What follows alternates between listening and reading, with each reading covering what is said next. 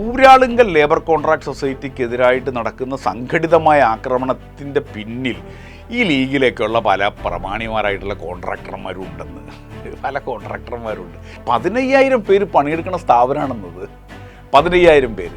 നിങ്ങൾ ആലോചിക്കണം അതിൻ്റെ ഒരു മെച്ചം എന്താണെന്നുള്ളത്. കോവിഡ് കാലത്ത് അവർ നമ്മുടെ അതിഥി തൊഴിലാളികളായിട്ടുള്ള ആളുകൾക്കടക്കം പണിയില്ലാതിരുന്ന സമയത്ത് അവർക്ക് ജീവനപ്പടി കൊടുത്ത് നിലനിർത്തിയിട്ടുള്ള സ്ഥാപനമാണ്. എന്ന് പറഞ്ഞാൽ ഈ ലേബേഴ്സിന് national highway authority of India NH നിർമ്മിക്കുന്നതിന് കൊടുത്തിട്ടുള്ള കോൺട്രാക്റ്റിൽ ഏറ്റവും ആദ്യത്തെ സ്ട്രെച്ച് പരാതിരഹിതമായി തീർത്തു കൊടുത്തതിന് അവാർഡ് കൊടുത്ത സ്ഥാപനമാണ് ദേശീയ പാത authority, Uralungal labour contract society. ആരോടൊക്കെയാണ് മത്സരിച്ചത്?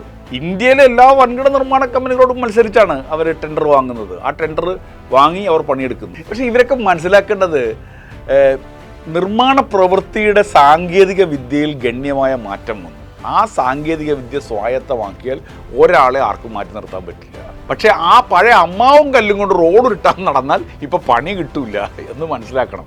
അത് അങ്ങനെ അല്ലാതെ വരുമ്പോഴുള്ള പ്രശ്നമുണ്ട്. അപ്പം ഒന്ന്, ഇടതുപക്ഷത്തിൻ്റെ ഈ പൈതൃകം അത് തകർക്കണം എന്നുള്ള നീക്കമുണ്ട്. രണ്ടാമത്തെ സംഗതി എന്ന് പറയുന്നത് ശവം തൂക്കികൾ എന്നത് എല്ലാ കാലത്തും കോൺഗ്രസ് ഈ 140 സീറ്റ് മേടിച്ച് സതീശൻ മുഖ്യമന്ത്രിയായാലും അദ്ദേഹത്തിൻ്റെ തലമുണ്ടയ്ക്ക് നിന്ന് കേരളമുള്ള കാലത്തോളം പോകാൻ പോകുന്ന അനീതിയും തോന്നിയാസവുമാണ് അവർ കാണിച്ചത്. അത് മാറാൻ പോകുന്നില്ല. രണ്ടാമത്തെ പ്രശ്നം അതാണ്. മൂന്നാമത്തെ പ്രശ്നം എന്ന് പറയുന്നത് കേരളത്തിലെ മാധ്യമങ്ങൾ എല്ലാ കാലത്തും സെറ്റിട്ട എന്തുകൊണ്ട് പിണറായി വിജയൻ കേരളത്തിലെ മാധ്യമങ്ങൾക്ക് ഇത്ര വിരുദ്ധനാവാൻ കാരണം? CPM-ൻ്റെ ആഭ്യന്തര പ്രശ്നങ്ങളിൽ കേരളത്തിലെ ചില മാധ്യമങ്ങൾ സെറ്റിട്ട അജണ്ടയുടെ അകത്ത് പൊളിച്ചയാളാണ് അയാൾ എന്നുള്ളത് കൊണ്ടാണ്. ആ ശത്രുത എല്ലാ കാലത്തും അവർ വെച്ച് പുലർത്തിയിട്ടുണ്ട്. അത് പിന്നെ ഇങ്ങനെ തലമുറ കൈമാറി കെടാതെ കാത്തു സൂക്ഷിച്ച് പോവുകയാണ്. ഇതാണ് അതിൻ്റെ കാരണം.